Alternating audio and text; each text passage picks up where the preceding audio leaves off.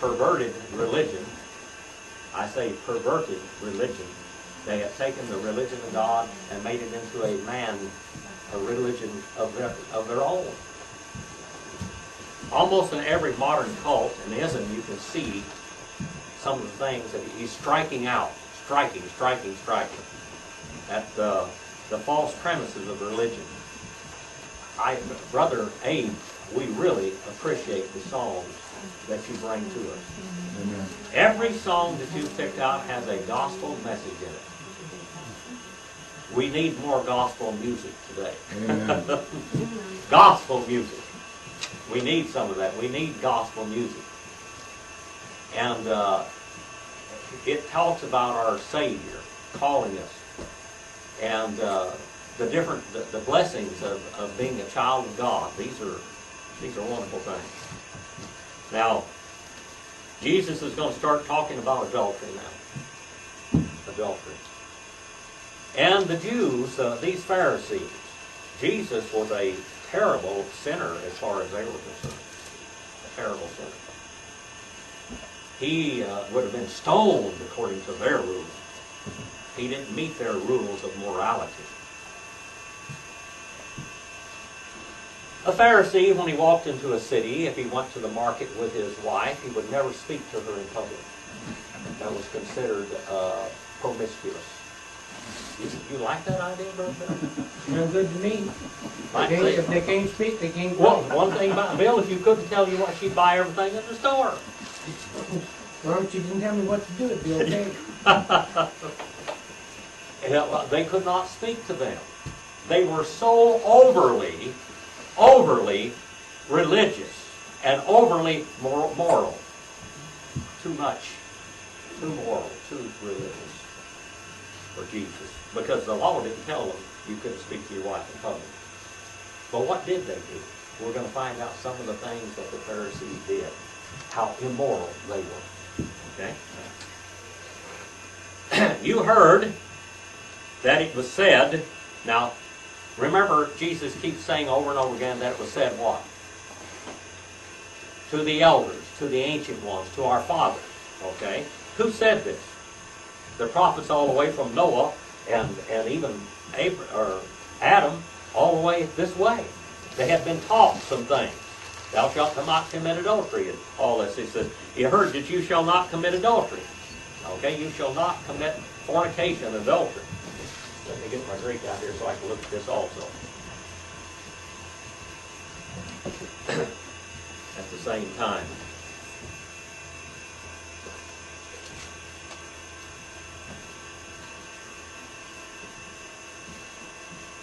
All right, you shall not commit adultery.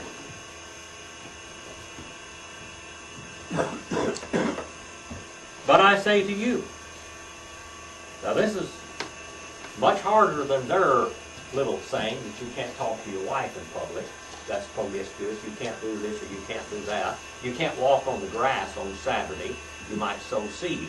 You can't eat an egg that was laid on Saturday by a chicken because the chicken worked in laying the egg.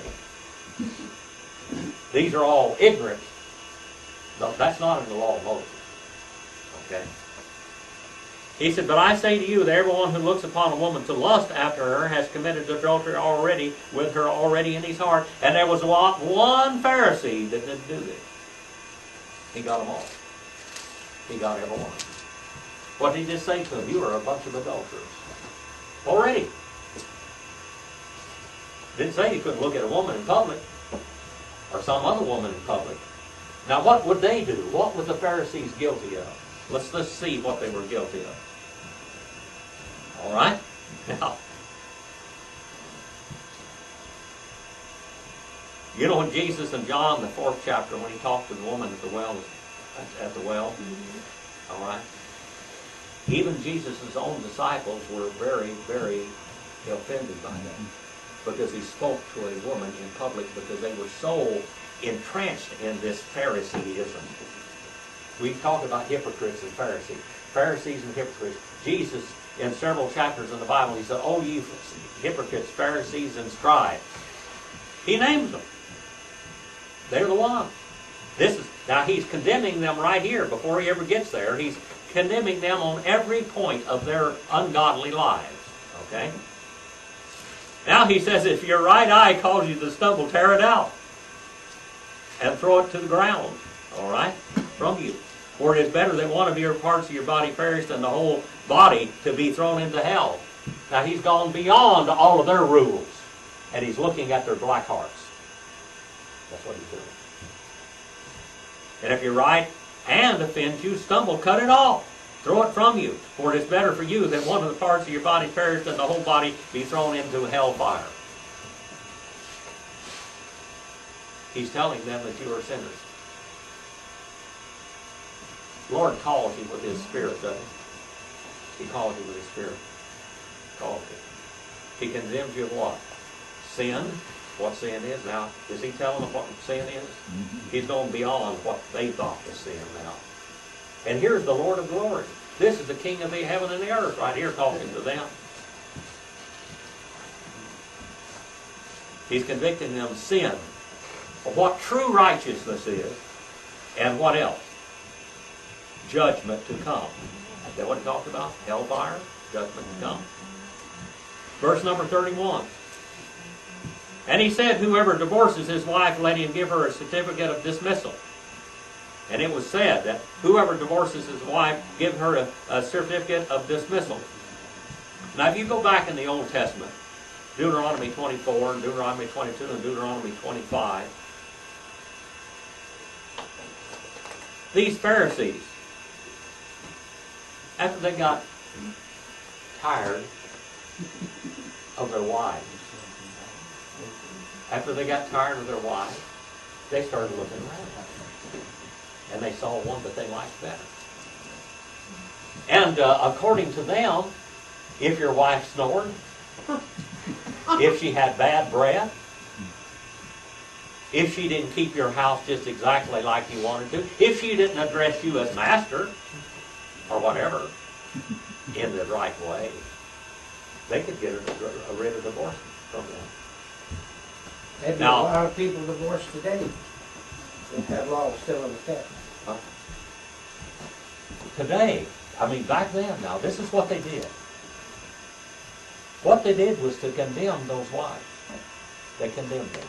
Go back and Jim, what did they want? Like the younger one? I mean, was there a reason for this? I'm thinking in my mind.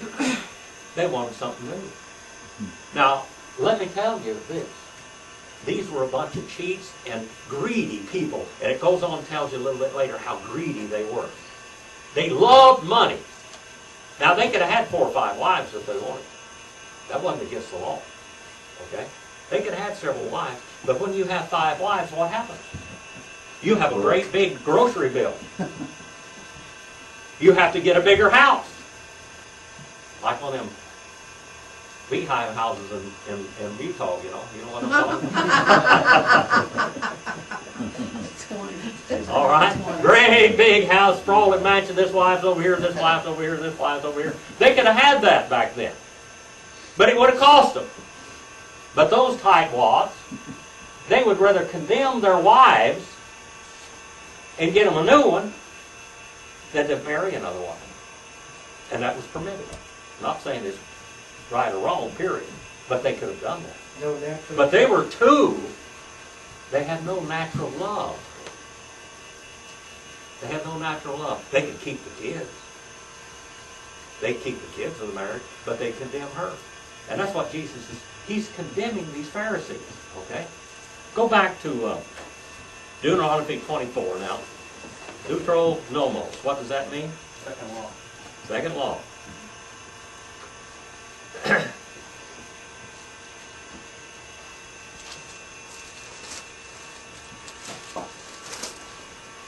When a man, boy, Bill, you're going to really like this. You're going to enjoy this lesson, Bill.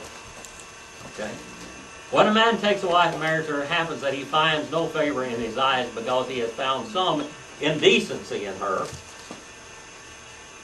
And he writes her a certificate of divorce and puts it in her hand and sends her out of the house. And she leaves his house and goes and becomes another man's wife. All right? And it's talking about all of this business, okay, of divorce. he didn't like her. She snored.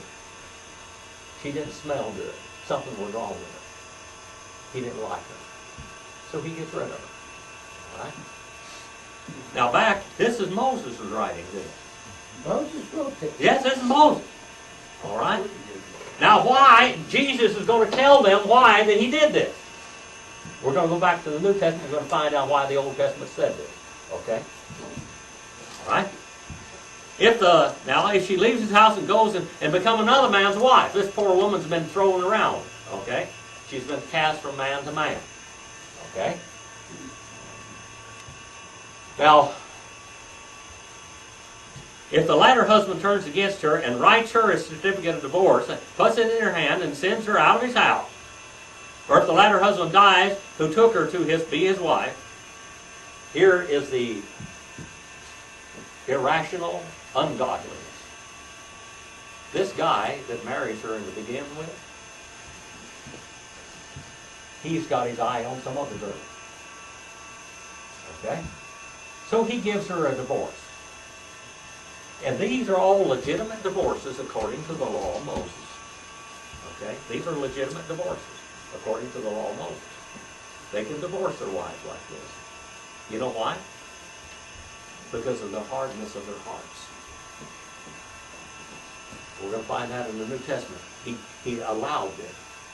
Now this guy, one of my cousins back in Oklahoma, one of the Pauls, one of these wild Indians,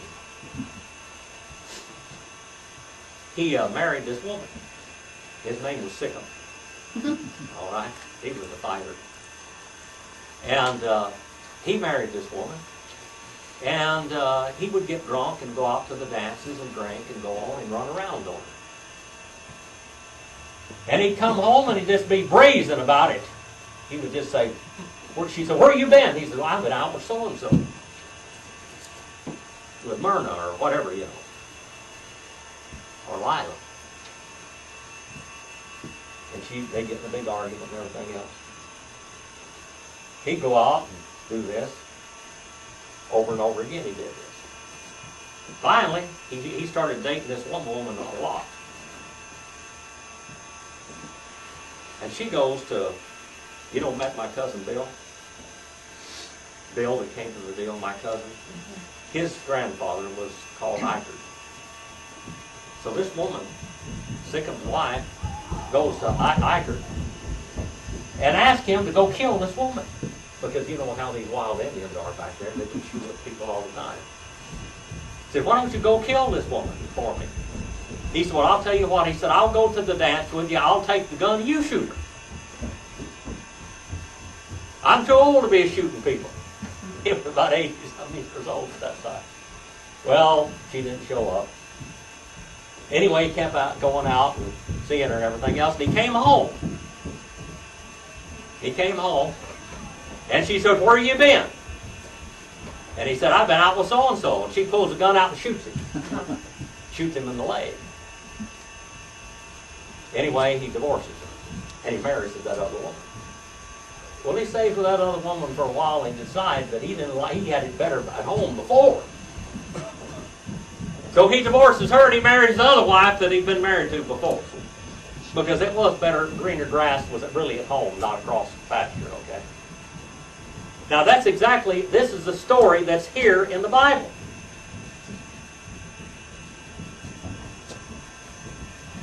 Then her former husband, who sent her away, is not allowed to take her again to be his wife.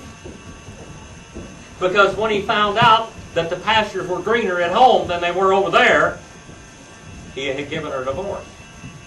God's going to stop this woman right now. Sikkim did wrong. Since he has been defiled, for that is an abomination before the Lord, and you shall not bring sin into the land before the Lord your God, you as an inheritance. Number 5. This is important too. Look at number 5. Deuteronomy, right? What? Deuteronomy? What? Deuteronomy? Deuteronomy 24 and verse 5. Okay. All right, Deuteronomy 24 and verse 5. When a man takes a new wife, he shall not go out with the army, nor be charged with any duty. civilly as a servant to the king or anything else. He shall be free at home 1 year, and shall give happiness to his wife whom he has taken. There, Bill, you're supposed to make your wife happy. I'm taking this yeah, you guys all know Well, that she's my soul. I test her. I don't know how she puts up with me, but I love her more than anything else in the world. But I'm taking this, now maybe it's me, Jim, you know how my mind works. I'm thinking this, that he's giving 1 year for her to be pregnant, so he'll have an heir. He is giving her rather pleasure. than make her happy. He is making her pleasure. He is. Yeah. She's getting pregnant. They have a whole year of honeymoon to make love. Yeah. That's it. God made it that way, okay? He shall not be called upon to go to any duty, not jury duty, nothing.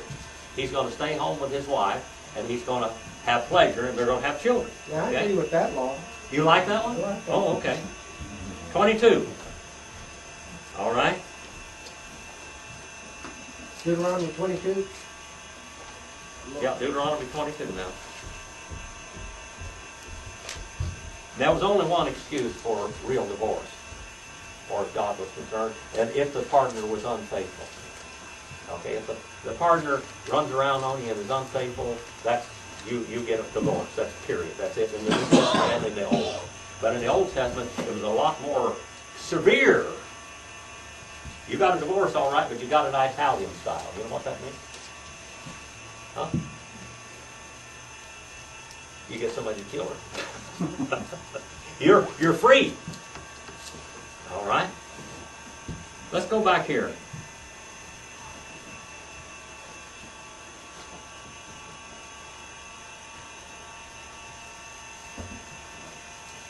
A woman, when a man married a woman, she was expected to be a virgin unless she had been divorced. And in the Old Testament, when they divorced a woman and set her free, it was wrong. They gave her a paper of divorce in her hand, but the man wronged her. And Jesus tells them that in the New Testament. Now let's see what happened. Now this is the laws of virginity and the laws of marriage. Okay? Verse number 12, and you shall, 13. If any man takes a wife and goes into her and then turns against her, and charges her with shameful deeds and publicly defames her and says, I took this woman, but she came near her, and when I came near her, I found out she was not a virgin. Then the girl's father and her mother shall take and bring out the evidence of the girl's virginity to the elders of the city of the gate. All right? If a man married a woman and she was not a virgin, he could have her stoned. It was a death penalty. That's pretty strong medicine. Pretty strong medicine, okay? When a man married a woman, back in these days, on her wedding night, they put a cloth underneath her, and if she was a virgin, there was evidence on the cloth. And he took that to her family and gave that to evidence that she had been a virgin. All right? And they kept that. Now, if this man lied, her mother and father would have this evidence. So if that man ever brought any false charges against this girl not being a virgin, they would stone him, not her. Okay, this is custom. This is what they did. Okay. All right. 16. And the girl's father shall say to the elders, I gave my daughter to this man for wife, but he turned against her. And behold, he has charged her with shameful deeds, saying, I did not find my daughter virgin. But this is the evidence of my daughter's virginity, and they shall spread the garment before the elders of the city to see if she was a virgin. Okay. So the elders of the city shall take the man and chastise him. Okay, if he brought false charges against her. They shall find him 100 shekels of silver and give it to the girl's father, because he publicly defamed a virgin of Israel. You could buy just about two or three slaves for that money, couldn't you? This is a lot of money. He's highly, and remember, these people are greedy. Okay, silver means torment to them. And she shall remain his wife, and he cannot divorce her all of her life for any reason. Period. But if this charge is true, the girl was was not found to be a virgin, then they shall bring the girl to the doorway of her father's house, and the men of the city shall stone her to death. That's strong medicine. Because she has committed an act of folly in Israel by playing the harlot in her father's house, thus you shall purge the evil from among you. Verse number 22, if a man is found lying with a married woman, then both of them shall die. The man who lay with the woman and the woman, thus you shall purge evil from all of Israel. Now let's go back in the New Testament where Jesus is talking about this subject. Okay? Now what is he doing in this subject? What is the prime purpose? Who's speaking? Who's he speaking to? What's the subject? Who's Jesus? Who is speaking? Jesus. Who's he speaking to? Who is the message to? To his church, all right. But I'm going to tell you, there's a whole lot of Pharisees around him, and he's speaking to them, and they're sitting back there just grinding their teeth, chewing nails, as they used to say. I can picture it, Jim. Yeah. What was it? Chewing bar and spitting nails? What they used to say? Mad. Mad. All right, let's go on.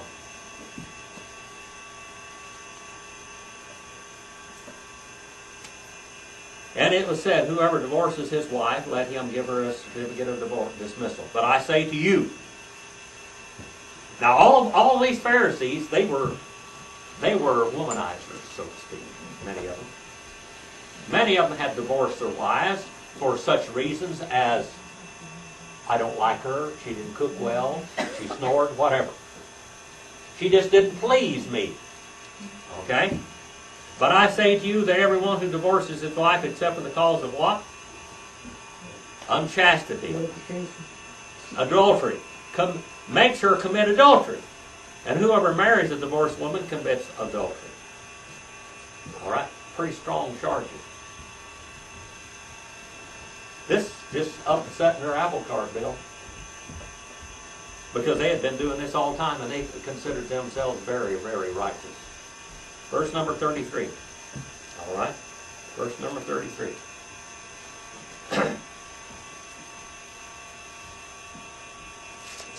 Let's go back to this back a little bit further.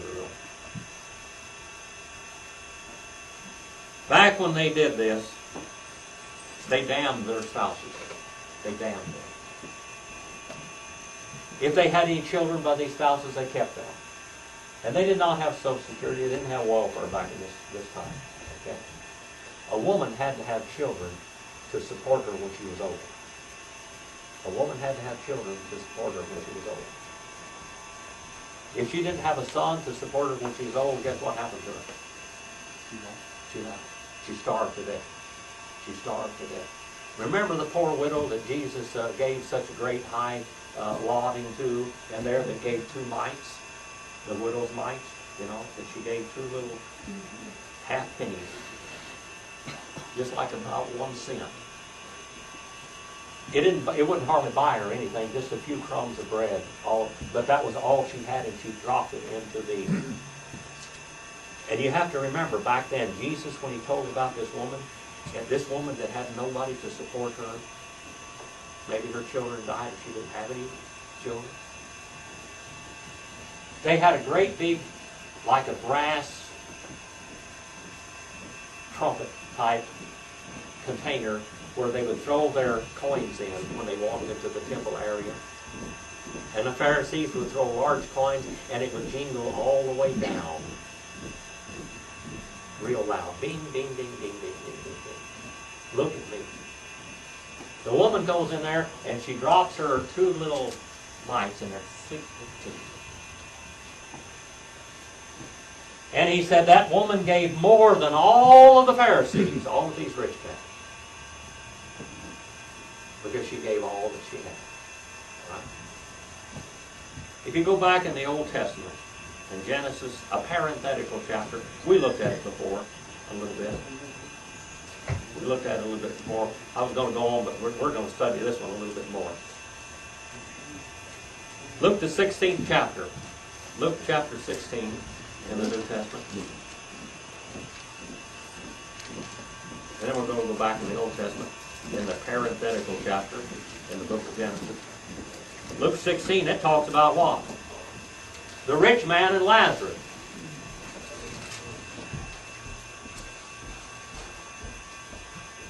Luke the 16th chapter, starting with verse number 14. Someone read that for me. Luke 16, verse 14. This is really evident. We need. Are you over there, Brett? Yeah. Could you read that really loud, like you're speaking 6 before? and 14, is that what you said? 16 and 14. Real loud, just like you're public speaking over there at Cal State University. They're giving a report, an oral report. All right. Luke, are you there? I'm almost, I thought I was there, but Okay. Luke 16 and 14. Oh, I'm not there, Jim. I'm in Matthew. Luke, Matthew, Mark, Luke. You know, Luke. Is anyone there? Or the young man, are you there? Yeah, I'm Luke here. 16. How far you want me to go? I just want you to read 14. Oh, I'm just 14? Okay. Yeah, this is what I've been saying now. Okay. The Pharisees who loved money heard all this and were sneering at Jesus. All right, the Pharisees who were lovers of money. All right, they were lovers of money. All right, were listening to all these and were scoffing at him. All right, he talked about all their riches and he talked about different things. How about the sons of the kingdom will serve the Lord, the King. Now here was the king of Israel had come to them. Did they know who the king of Israel was? It sure wasn't Herod. All right, Herod was an interloper. He was a son of Esau, not of Jacob, not of Israel. All right, and they know that Joseph was supposed to be on the throne, not Herod. And of course, Jesus is the heir to the throne because Joseph's already dead, even though Joseph really wasn't Jesus' father. But humanly, in the world he was. That was the firstborn son, okay? 16:14. And the Pharisees kept on being lovers of money and listening to all these things, and they were scoffing at him. And he said to them, you are those who justify yourselves in the sight of men. But what? God knows your black, evil, wicked hearts. For that which is highly esteemed among men is detestable in the sight of God. Detestable in the sight of God. The law and the prophets were proclaimed until John. Since then the gospel of the kingdom of God is preached, and everyone is wrestling, doing violence to the kingdom of God. And that's what's happened down to here. Marriage is a beautiful thing. That was created by God, wasn't it? It was created by God. When did God institute marriage into the human family? Genesis. Where? In the book of Genesis, right? When he created man, man wandered around in the garden, talking to all the animals and communing with the animals. The animals were his companions. They weren't his food, by the way. And he was communing with the animals. He was being taught by God. And God said that man, he couldn't find a companion worthy of him. So he hypnotized Adam. That's what it says, hypnose in the Septuagint. He hypnotized him, put him into a deep trance and deep sleep. And it said he took from his sides, plural, not one side, but all of his sides. He took from him, and of course the word man was called what in Hebrew? Not Adam, but the other term. Ish. All right, Ish. All right. And woman is called what? Isha. Thank you. Man, Ish. Okay, this is mankind. This is Ish here, the feminine man. All right. And he takes from man. All right. He takes Isha. Isha means what? Same thing as woman. It means out of man. He took from man's sides. He didn't take a rib from man. I mean, it's been saying that ever since King James. But he didn't take a rib from him. He took bone, he took flesh, and he took blood. And he formed it into Isha, which means out of man. And then he presented her to him in marriage. And then Adam stood up and he said, this is what? She shall be called Isha, woman, because she is flesh of my flesh and bone of my blood and blood of my blood. Blood of my blood. All right? They put them in marriage. Put them back together in marriage. And he made woman and man to fit together in marriage. They corresponded to each other perfectly. And now we have people today trying to marry men with men and women with women that don't fit. That's right. They don't fit. God knew what it was, okay, how to do it. All right?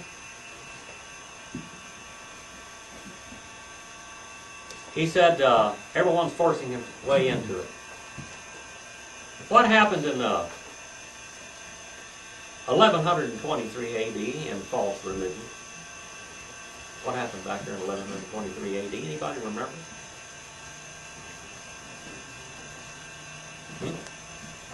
What happened in 1123 A.D.? Anybody of you history students remember? Over there, you got yonder, Brother Don. Is that when the Catholic Church implemented celibacy? That's right. The Catholic Church invented the doctrine of celibacy with their priests. Know how that works. Well, that worked real good, didn't it? I bet that wasn't a democracy vote either. You know, the Pope is the apostle according to them. And he can make new dogmas every day. No dogmas come from the Bible, from Catholicism. It's right from the Pope's mouth, okay? The Holy Papa, the Holy See, the great bull on the throne, okay? Well, he invented the doctrine of celibacy for the priest and the nun. And boy, what a problem that has caused ever since. In Germany in the 14 and 1500s, the priests that were in Germany, they said that they would not have any one of them there that didn't have a concubine because they were getting tired of raising the priest's children with their wives, them seducing their wives. Problems, and molesting children. It didn't happen in 1900. I mean, it's got all expose all over the world now what the Catholic priests have done. But it started in 1123 with false religion, with false. God made a man and a woman to desire each other. He made them to correspond to each other. That's natural. That's what makes you seek a mate. All right? That's why you seek a mate. You desire someone that corresponds to you. Not he with he, not she with she. It's man and woman. Okay? That's why he did it. Let's go on down here now. Doing violence to the kingdom of God. But easier for heaven and earth to pass away than one stroke, than one little olive or a cow or any of these little iode. Not one little horn, not one little point of a Hebrew letter will pass away. The law was written. It's easier for heaven and earth to pass away than one stroke of the letter to fall. And then verse 18, let's see what he says about this now. Remember over here in Matthew 5, he let them have it. Now in Matthew 16, he's going to do the same thing. Everyone who divorces his wife and marries another commits adultery. And he who marries one who is divorced from a husband commits adultery. They were used to giving their wives writs of divorce and marrying this guy's wife and marrying that guy's wife. This was common practice among them. And then guess what Jesus goes right into? He goes right into a real story about a real Pharisee. And a real poor man. Now there was a certain rich man and had habitually dressed in purple and fine living, gaily living in splendor, and every day a certain poor man named Lazarus laid at his gate covered with sores. We all know about this story, this historical event of what happened with this rich man. And they were what? Up here in verse 4, and the Pharisees were lovers of money. All right, lovers. That's why they didn't take more than one wife. Because they were lovers of money. They could have had more than one wife, but they wanted to divorce the one and pass them around. Pass them around. Did they have to pay alimony in them days, Jim? No.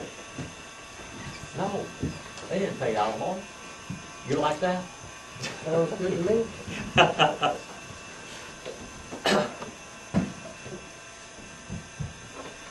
False religion. Of course, the 1 Timothy 4, 1 through 3. Let's look at that. 1 Timothy 4, 1 through 3.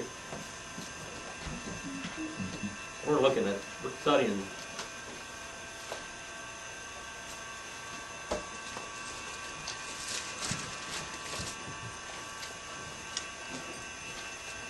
God knew all this stuff was going to happen in the future, or in the future anyway.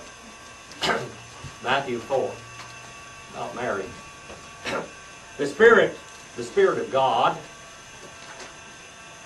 explicitly says that in the latter times some will fall away from the faith. The faith. They're going to come from the faith. Where did Catholicism come from? Baptist churches. That's where it came from. They fell away from the faith. All right? They say they are the faith, the Holy Catholic Church and all that kind of baloney, but they fell from the faith. They fell away from it. All right?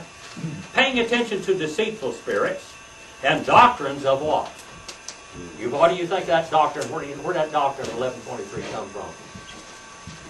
Right out of hell. That's where it came from. It's caused the human race a lot of grief ever since.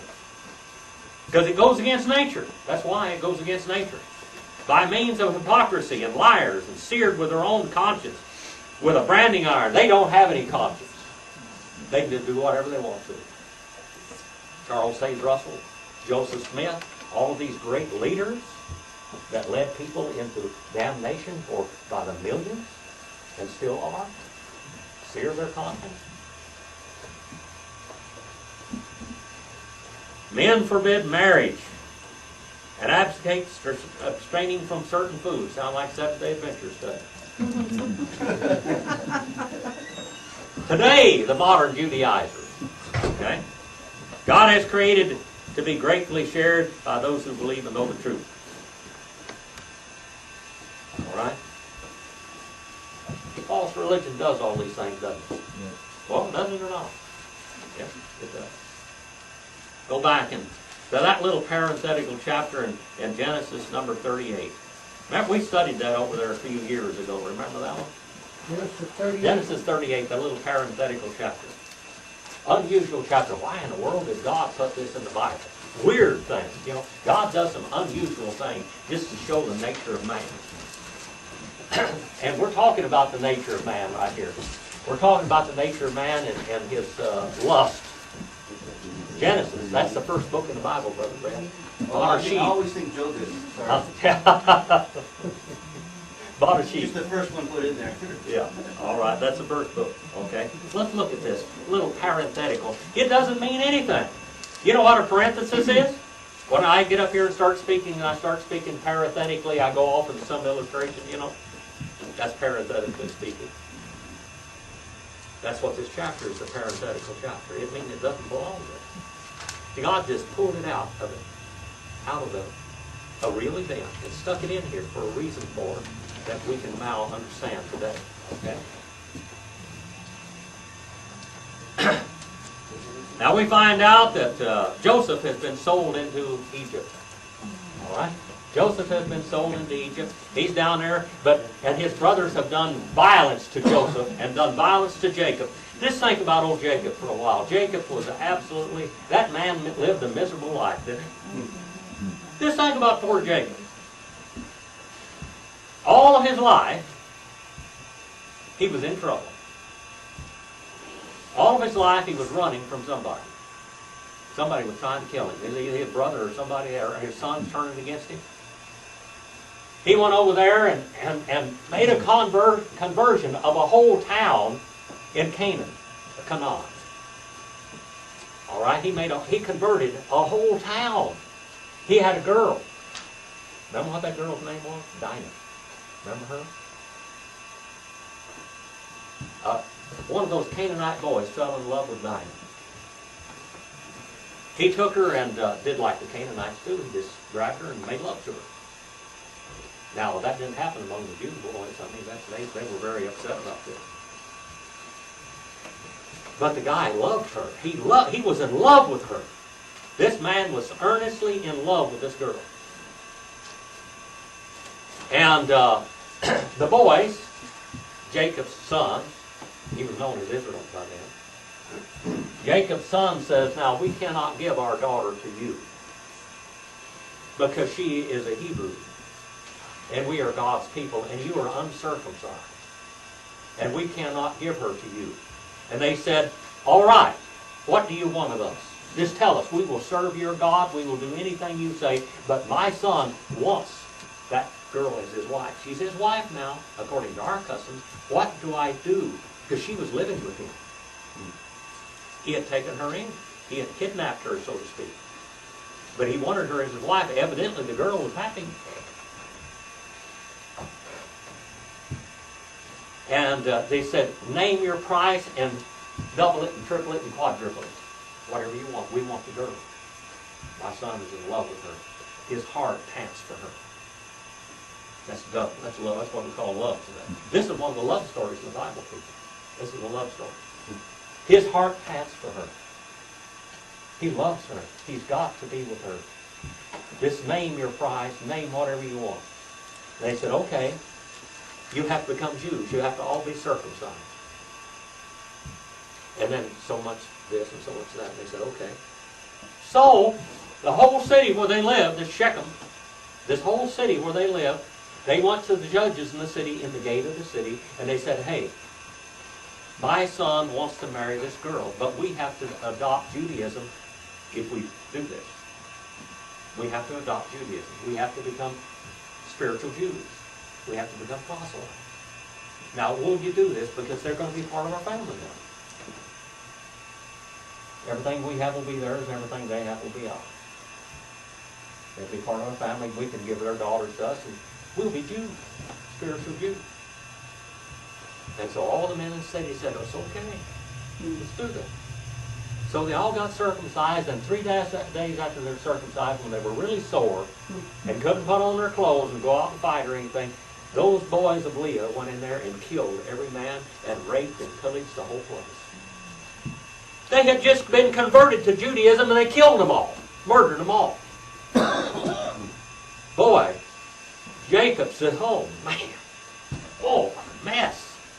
We converted the whole town, and you murdered them all. What are they going to think of us? Anywhere in the whole world. And here we have, now we have Judah, one of the boys of Leah, one of the sons that probably went in and did the killing. He decides he's going to have himself a Canaanite wife. Now, he wouldn't let his sister marry a Canaanite, would he? He killed the whole city of them. But he falls in love with this Canaanite girl, Judah. And he has these kids by her.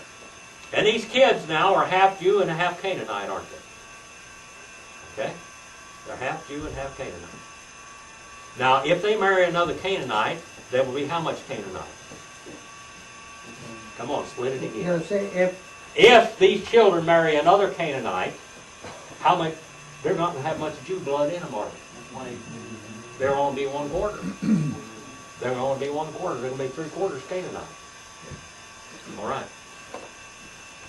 Came about, number 38, this is a parenthetical chapter now. But let me get something in my mind here, Jim. You got me going again. Under law, though, they would be considered full-blooded Jews.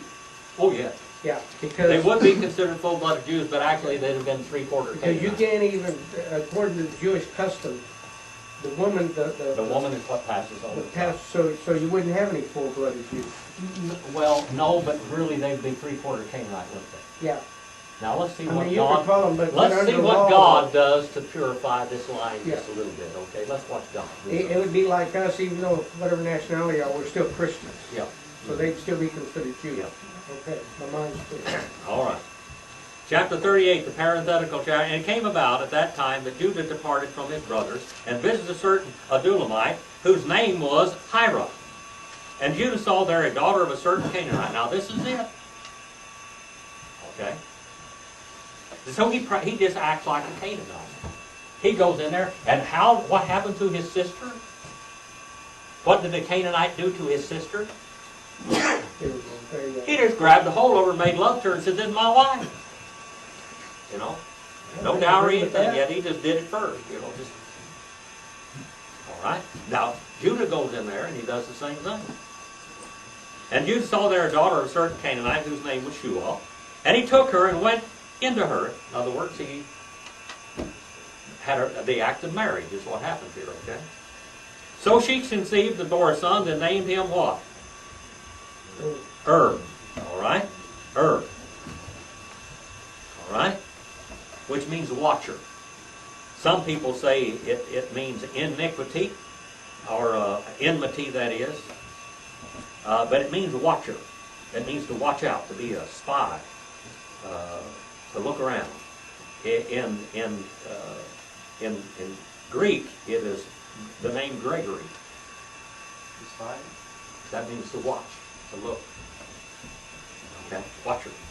Okay. She conceived and bore a son and named him Then she conceived again and bore a son and named him Onan, which means strength. All right, strength. And she bore still another son and named him Shelah. All right, now look back up to Shua up there. That was her father's name, wasn't it? Shua.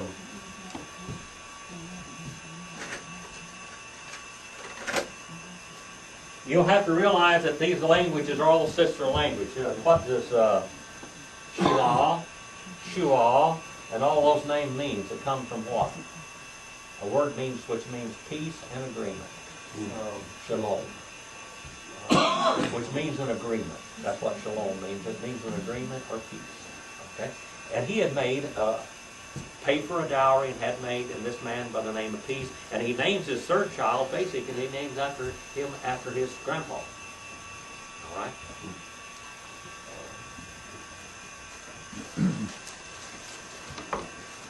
She still bore another son and named him Shelah, and it was at Chezib that she bore him.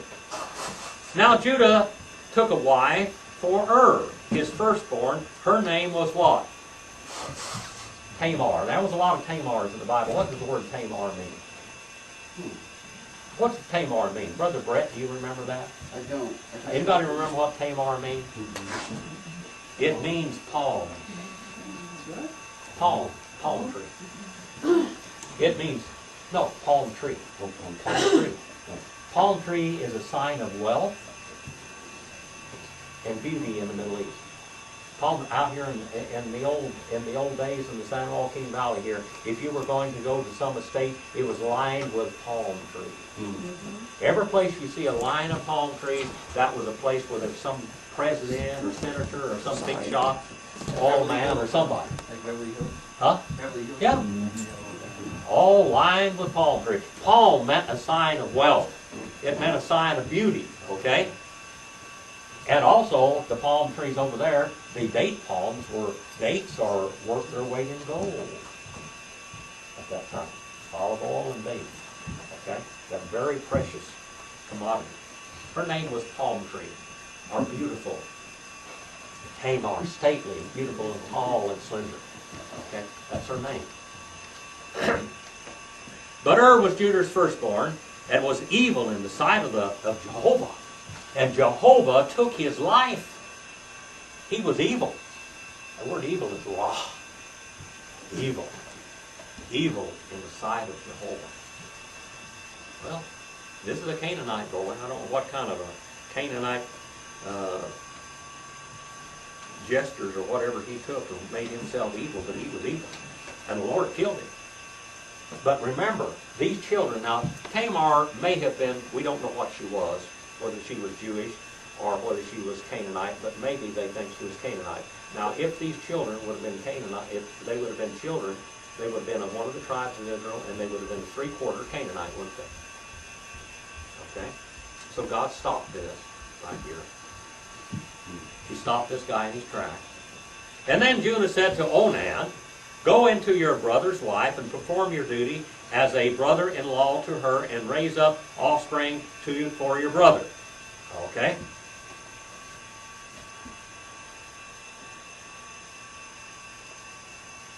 And Onan knew that the offspring would not be his. He's a selfish boy. He knew the offspring would not be his. So it came about when he went into his brother's wife that he wasted his seed on the ground in order not to give offspring to his brother. It's kind of embarrassing to say things. This is what you call coitus interruptus, okay? Withdrawal, that's what he did. So she wouldn't get pregnant. He wanted the pleasure, but he did not want. He was so selfish that he did not want his brother to have seed. The Catholic Church uses this for the reason for no birth control. You know, they say it's wrong. So this is one of the reasons they use it. There was an old saying many, many years ago, 100 years ago. It said it's better to cast thy seed into the belly of a horse than to spew it on the ground. And this is the verses that they took it from right here. Whatever happened here, this was birth control. And he didn't want this woman to have his child. And this was a direct violence to the Scripture and a direct rebellion against the law of God. Now, in the Bible, under the law, you could be forgiven for a sin of what? You could be forgiven for a sin of what? What? Anything Omission. except the Holy Spirit. You can't. Okay, now let's go back now. Get back in the Old Testament. You're jumping over to the New Testament.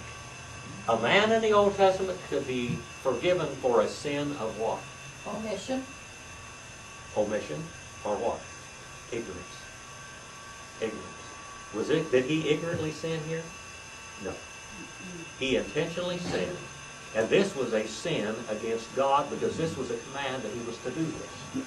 The command was that he was supposed to raise children up for his brother so that he would have children. Now, if this child would have been born, how much Canaanite would he have been? 3/4. Still. But he would have been the heir to the throne. But he would have been an instead of- heir. He would have been one of the tribes of Israel. Instead of One that of the guy's sons of son. Israel. All right. Okay. But this would have been in his brother's name. He was selfish, and this was a willful sin, and so God killed him. There isn't any forgiveness or sacrifices for willful sins. Willful sins with a death penalty. When you willfully stood it up and shook your fist at God and said, I'm going to do this. I'll do what I'm going to do anyway. And basically that's what this boy did. That's evil. Evil. Let's go on a little bit further. But what he did was displeasing the sight of the Lord, and he took his life also, so God killed him. This is a sin of willful rebellion against God. Okay? Verse number 11. All this is about marriage now. All about marriage and having kids and all that. In the book of Hebrews, it says a marriage bed is undefiled and pure in the sight of God. It tells us in the New Testament, Paul teaching in the churches, he said, a man and a woman shall not keep themselves from their husband and cause their husbands or their wives to burn in lust. It tells that a young woman, if she's a widow, for her to marry. Therefore, she will not have to burn in lust. Women and men both like the opposite sex. God made it that way. Okay? And a young widow, he says, we know that if she works in the church and just gives herself to the service of the Lord and everything else, that she is probably going to be seduced or seduce somebody. So it's better that she marry. Okay? And God makes statements straight out about this. Okay? Then Judah said to his daughter-in-law, Tamar, remain a widow in your father's house until my son Shelah grows up, for he thought that I'm afraid that he too may be dying like his brothers. Now, he was probably young enough to go into this woman and to cause her to have children at this time. He was probably sexually mature enough to do this. All right? So Tamar went and lived in her father's house. By the way, she had all of the inheritance of both of these husbands. Both of the husbands were, all of their inheritance were hers. So she got a double household, Tamar did. 2 homes. Now, after a considerable time, Shua's daughter, the wife of Judah, died. Okay, they don't say the woman's name. This is Judah's wife died. Okay, now he's lost 2 of his boys and his wife, and he's in mourning. Okay, he's in mourning. And when the time of mourning was ended, Judah went up to his sheep shearers at Timnah, and he and his friend Hira and Adulamite. Now, God put this in his book. This is an unusual parenthetical story, but he put it in his book. We're talking about marriage. We're talking about the desire that a man and a woman has for each other. God put it there. God did it. Okay, the devil didn't do it. God put it there. Okay? The Catholic Church will tell you all of it's evil. You know, when a woman goes to confession or a man goes to confession, they have to tell when they have relations with their mother, with their husbands or wives. And they condemn them, they have to say so many Hail Marys for that. Stupid. That's normal. That's normal behavior in the human race. God made it that way. And it was told to Tamar, behold, your father-in-law is going up to Timnah to shear his sheep. And she removed her widow's garments and covered herself with a veil and wrapped herself and sat in the gateway at Enaim, which is the road to Timnah. And she saw that Shelah had grown up. This boy was growing up. He was sexually mature, and he could have come to her, and she could have had a child, and that boy could have raised up seed for her first husband and her second husband. Both of them now. None of them have any seed. None of them have any heirs. And she had not been given to him as a wife. So Judah saw her, and he thought that she was a prostitute. A professional prostitute. For she had covered her face. The prostitutes didn't want to see her face, you know, they didn't want to see who they were. And she turned aside to her by the road and said, here now, let me come into you. I want to cohabit with you. For he did not know that she was his daughter-in-law. And she said, what will you give me that you may come into me? And he said, therefore I will send you a young goat from the flock. And she said, moreover, what will you give me in pledge to send before you send me? Now look and see what this girl is really crafty. This man has done her wrong. Judah is a sinner. All right? Now, if this other boy would have died, Judah would have been called upon to give seed to this woman, so she would have a line for the 3 sons that he had lost, if he had lost 3 of them. Well, he didn't want to lose the other boy. He didn't know what was going on here, but he wasn't going to risk his life and give her. He was going to leave this woman barren. And that was against the law, wasn't it? So he was a willful sinner. So now let them see what God's going to do to this guy. What will you give me to pledge until you send it? And he said, what pledge shall I give you? And she said, I want your seal. What was that? Seal. Signet ring that had his name on it. That they would seal every letter, every document with. Anything that was a clay tablet or anything had that seal in it. Okay? And your cord, your belt, sash, which had his name on it. And your staff, which had his genealogy on it. The whole history of his family on that staff. Did you know?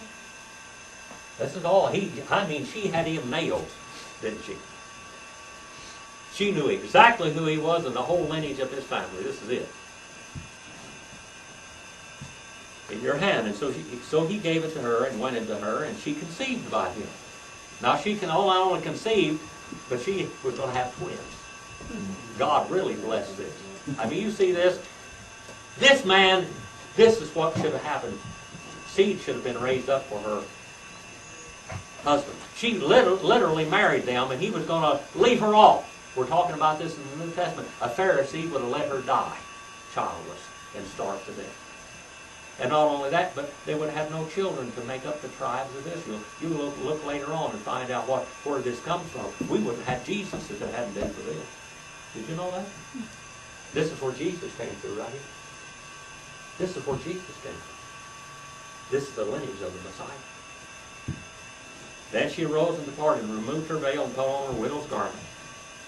And Judah sent a kid by the Adulamite to receive the pledge from the woman's hand, and he did not find her.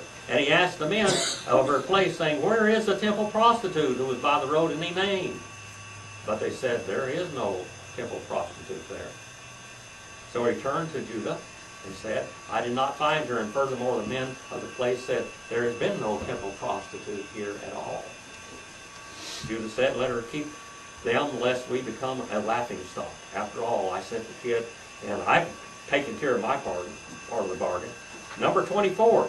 Now it was about 3 months later that Judah was informed that his daughter-in-law Tamar had played the harlot, and she's pregnant. And she is with a child. Now, when you have twins, she's showing real good for that time, isn't she? She's got twins. She is with child by harlotry. So Judah said, bring her out and let her be what? Burned. It was while she was being brought out that she sent to her father-in-law, saying, I am with child by the man to whom these things belong. And she said, please examine and see whose signet ring and cord belt is this, and whose staff that has the lineage of his family on it. And Judah recognized them and said, she is more righteous than I, inasmuch as I did not give her to my son Sheba.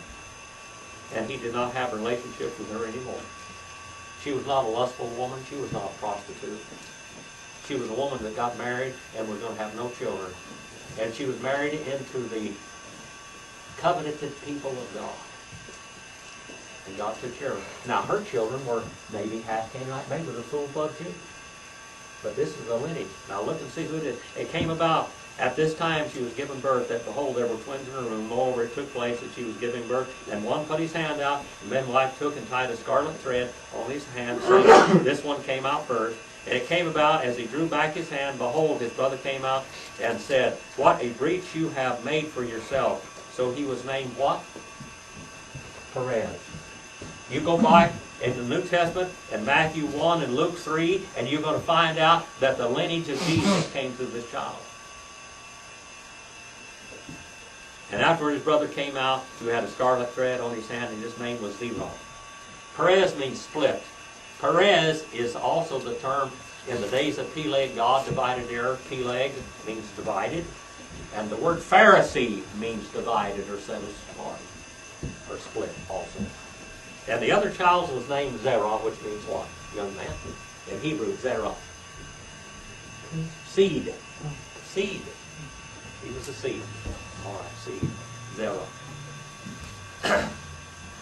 All right, there you are.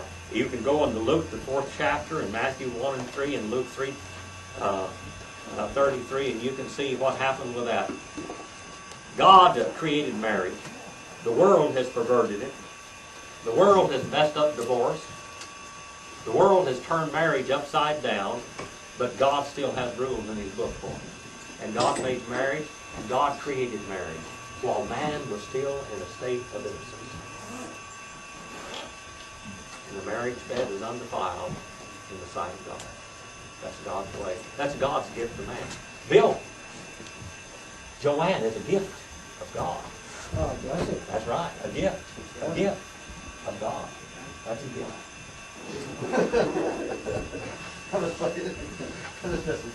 Thank you for your attention today. I know it was long. I hope you learned something from it. He's not your blessing today. All right. Hope you learned something He's from it. being mouthy. I'm not her blessing, but she's my blessing. That's right. All right, Brother David, I'm going to turn it over to you. Thank you for your attention. Go out and do something eternal.